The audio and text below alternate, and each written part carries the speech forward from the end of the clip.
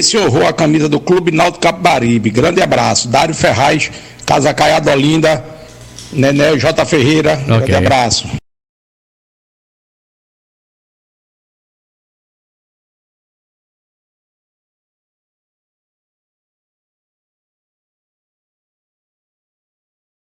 Vontade de consumir, fazer as compras de festas de final de ano, mas o consumidor deve ficar atento com a oferta do crédito fácil. O endividamento pode prejudicar quem não faz planejamento como deveria, tá certo? Muita gente com nome sujo na praça. Vamos saber as orientações para limpar o nome. Primeiro, antes de tudo, adquirir novas dívidas com o especialista. Vamos conversar com o advogado do consumidor e professor do curso de Direito da Uninasal, doutor Adiel Ferreira. Bom dia, doutor Adiel. Muito bom dia, Jota. Prazer falar com você, viu? Uma honra. Tudo bom? Tudo bem, graças a Deus. Ótimo. Olha, veja bem, ele está dizendo aqui que o nome dele está sujo. Ah, não, aqui, né? Bom. Hein? Bom, então vamos lá, né? Então, lê aí o Marcelo. Eu não entendi, eu estou falando com quem? Com o advogado? Nós estamos com o doutor Adiel Ferreira, ele é professor do curso de Direito da Uninasal, que vai falar para a gente aí dessa situação, não é, doutor Adiel? Com relação às pessoas que já estão com o nome sujo e de alguma maneira como fazer e ter com muito cuidado para não se endividar chegando agora fim de ano, não é isso? Então vamos lá. Cidadão aqui está com o nome sujo e pergunta o que fazer. Não é somente ele, não. Isso olha, é grande o número de endividados agora, principalmente com a chegada do fim de ano. Qual é a saída, doutor? A saída são os grandes desafios. Nós temos aqui, chegando perto da tal da Black Friday, né? Então, muita insistência para comprar, para gastar mais. A taxa de juros nossa está em 2 dígitos, né? Então, incentiva os bancos a oferecer crédito, mas, do outro lado, o cidadão que está derramado ali nas dívidas, ele tem que ter atenção para que não entre numa bola de neve, né? E não consiga, fique difícil de sair dessa situação, né? Então, o primeiro passo é anotar essas dívidas, né? Ter ciência do que se está devendo realmente, fazer um levantamento desses débitos, porque tem gente que está devendo, não sabe nem quanto é que está devendo, a quem está devendo, quanto é que está essa dívida, né? Vai vivendo, né? Trabalhando, mas é importante a gente ter esse controle, principalmente, e procurar os acordos, né? Ainda que a gente está no finalzinho do mês de outubro, tentar aproveitar, em vez de levantar ali realmente as necessidades principais, para não gastar com alguma coisa que não seja necessária, e tentar buscar acordos que possam quitar essas dívidas, né? A primeira dica fica buscar ali o aplicativo Serasa Consumidor, que é um aplicativo do próprio Serasa, que oferece ali algumas propostas de acordo das principais dívidas ali negativadas, né? Inclusive tem o feirão de dívidas para serem quitadas, né? O próximo está chegando agora em novembro, é importante estar atento para aproveitar essas oportunidades de quitação desses débitos. Aí, agora veja bem, a instituição, meu doutor, a quem devo, tem a obrigação de negociar a minha dívida comigo? Como posso parcelar? Isso, a obrigação, em tese, ele não tem uma obrigação legal de fazer um parcelamento, né? O que a gente defende é que o consumidor procure as instituições como o próprio Serasa, como o próprio Procon, para tentar que essas instituições façam a intermediação dessas negociações, até porque para essas empresas é importante estar bem perante esses órgãos. Então Então, quando tem esses mediadores, a situação fica mais fácil desse parcelamento. Me diga uma coisa, o nome sujo pode ser motivo de não fazer novas compras ou contrair empréstimo? Como é que fica? O nome sujo, via de regra, é a primeira verificação que uma empresa vai fazer para conceder um crédito, né? Então, é que vem uma atenção especial da gente, porque nesse momento em que o consumidor precisa, ele sente a necessidade de ter um apoio a mais além do seu próprio salário, para poder fazer suas compras, fazer as necessidades econômicas, aparecem muitos golpistas. E a gente precisa estar atento a isso. Se o seu nome está sujo, é importante você procurar limpá-lo, parcelar esses débitos, né? A partir da primeira parcela, o nome deve ser limpo em 5 dias. Então, fez um parcelamento, pagou a primeira parcela do acordo, o nome já deve ser limpo.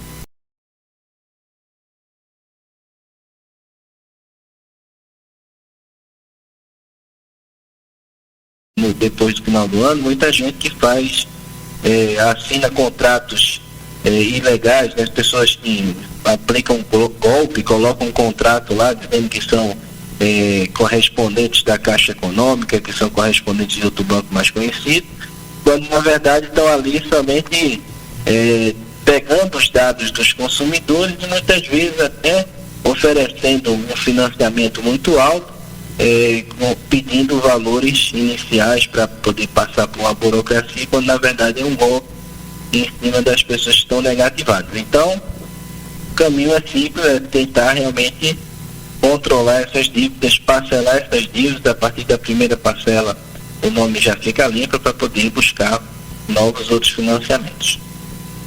Agora, doutor Adiel, o senhor falou aí em Black Friday que está se aproximando, né? Tem quem chame de Black Friday, né? Que sobem o preço à vontade e quando chega no dia volta para o preço normal. Aí você está vendo como baixou o preço? Não baixou nada. Foi um ledo engano.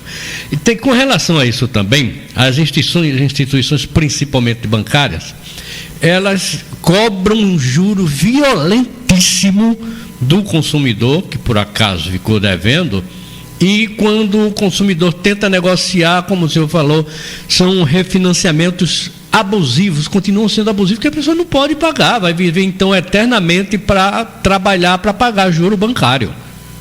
Se correr o bicho pega, aí, se ficar o couro come, né? Pois é, aí fica difícil se negociar dessa forma, não é, doutor Adiel? Exatamente. A gente alertou aí em relação a Black Friday, né, que muitas vezes é a Black Fraud, como você falou, porque a gente tem que estar atento agora, nesse momento, porque a taxa de juros está alta. Ou seja, os bancos agora têm mais do que razões para cobrar esses juros altos, né? Já que a taxa de juros está alta, isso aí acaba também estrangulando os financiamentos, principalmente a nível de cartão de crédito, empréstimo pessoal.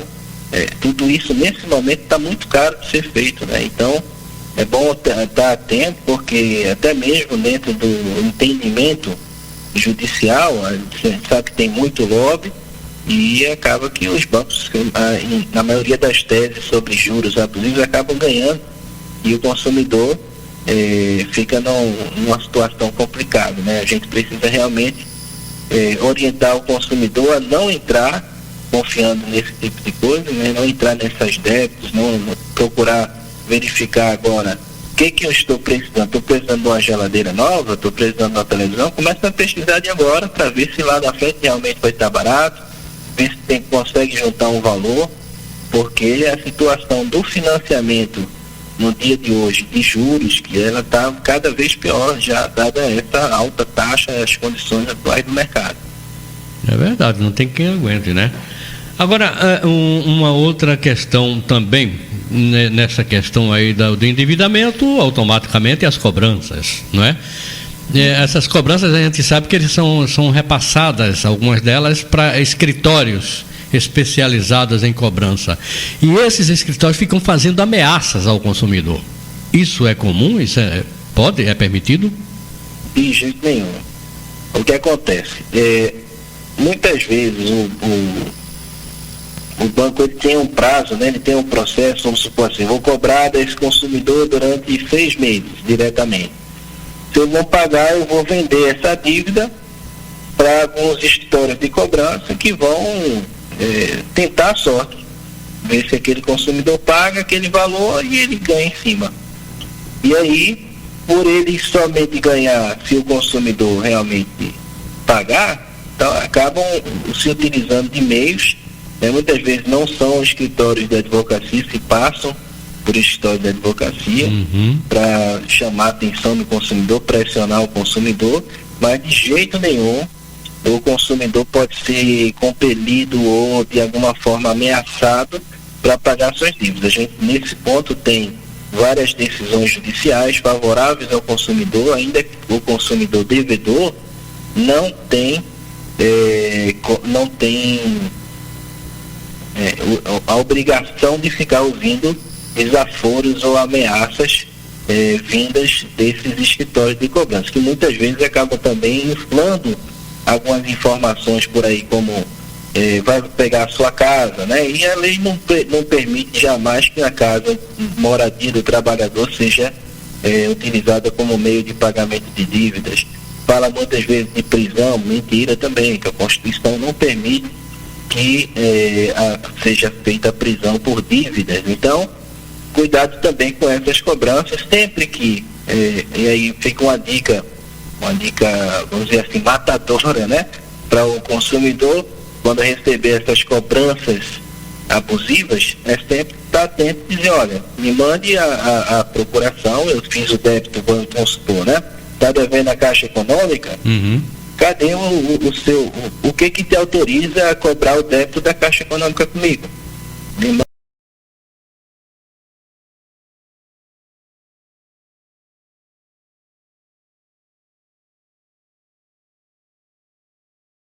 esses juros.